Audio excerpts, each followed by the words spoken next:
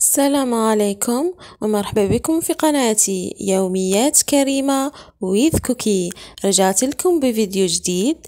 فيديو اليوم فيديو طبخ طاجين الجلبان، يعني بطريقة مختلفة تماما على الطريقة اللي تعرفوها. تجي المرقة عاقدة وبنينة وطيب على نار مهيلة. نسحقو جزر، طماطم، طبعا الكميات تقدروا على حسب العائلة. نحتاجو فصوص من الثوم، نحتاجو بصلتين، نحتاجو دجاج، وتقدروا حتى تخدموه هاد الطاجين بالعجل ولا بالخروف على حسب المتوفر عندكم. انا عندي غير الدجاج، وتقدروا حتى الكميه اللي تبغوها. هذه الوصفه من الاحسن تجي في الطاجين تاع الطين. انا ما عنديش، مازال ما شريت، معليش قلت نديرها هنا في الكيكوطه ونرقد عليها النار. وحتى تقدروا ديروا في الطاجين تاع الحديد نورمال. نحتاجو البطاطا، طبعا البطاطا نحتاجو كميه على حسب افراد العائله. تقدروا ديروا حبات متوسطه او كبيره نوعا ما. ونحتاجو الجلبان، طبعا هذا الجلبان فري ماشي كونجلي، كنت نقيته النهار قبل ودسيته. هنا التوابل نحتاجو كما راكم تشوفوا، ما نحتاجوش توابل بزاف. نحتاجو فلفل اسود، ملح، كركم، فلفل احمر حلو، نحتاجو طماطم مصبره يعني ملعقه اكل، نحتاجو القليل من الزنجبيل.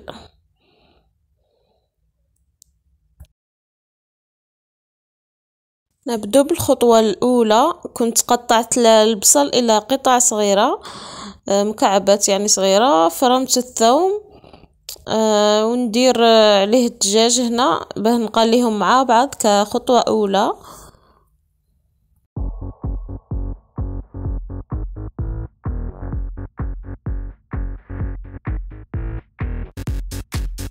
نضيف ليهم الملح برك والزيت والمارغرين كخطوة أولى.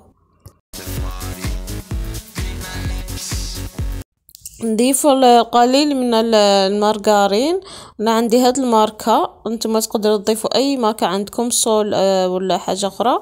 تضيفوا يعني ما يقارب ملعقات اكل. نخليها تتقلى كما راكم تشوفوا، لازم يتقلى مليح داك الدجاج مع البصل لازم يذوب مليح مع الثوم. ونبدو في الخطوه الثانيه.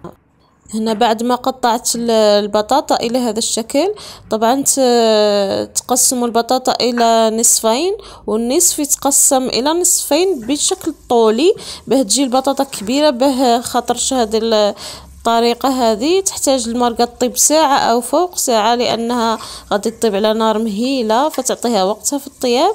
باه ما تطيبش البطاطا بزاف وتفتت، لازم تقطع على ذاك الشكل الطولي باش تجي الحبه كبيره يعني. وقطعت الجزر. هنا نجوزو المرحلة الثانية من الوصفة. كنت قطعت الجزر والبطاطا، نضيفوها في الحاجة اللي نبغى نديرو فيها. نضيفو عليها كاع التوابل اللي كنا وجدناهم. نضيفو عليها الطماطم. طبعا هنا الطماطم لازم تترابى مليح باه تدخل مليح في الخضره. وغادي تشوفوا كي ندير. هنا نضيفو الجلبان كمرحله اخيره، ولازم نخلطوا مليح المكونات باه يدخل كل شيء مع بعض. هنايا لازم هذه المرحله هنا مهمه، لازم تخلط المكونات بهذا الشكل يعني بارد في بارد. ومن بعد عاد نديروها في الكيكوطه، يعني ما نديروهاش في الكيكوطه نقعدوا نخلطوا. هذه المرحله هي اللي تخلي الماكله تجي بنينه. هذه الوصفه نضيفوا كأسين من الماء البارد نورمال. طبعا انتم على حسب الخضره، كما انا ما نبغيش في هذه الوصفه ما لازمش تكثروا الماء بزاف باه تجي المرقه عاقده.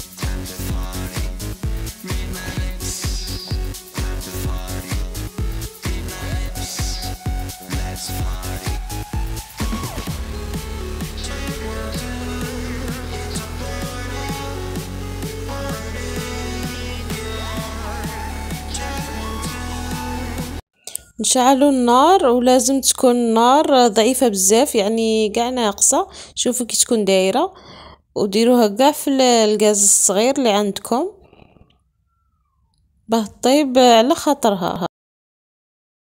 هنا نغطوا الكيكوطه لكن ما نبلعوهاش وما نديروش صفر، يعني غير هكا.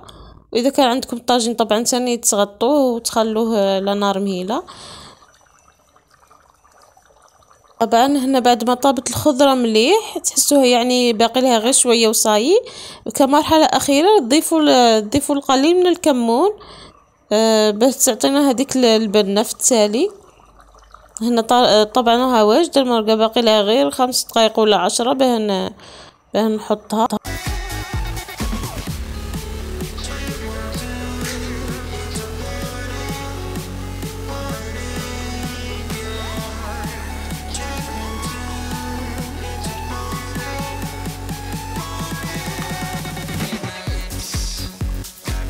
وكذلك تقدروا تضيفوا القليل من الجامبو. انا اخترت هنايا القليل من الجامبو تاع الدجاج باه تزيد المرقه تولي بنينه، وحتى تقدروا تستغناو عليه تضيفوا الكمون برك.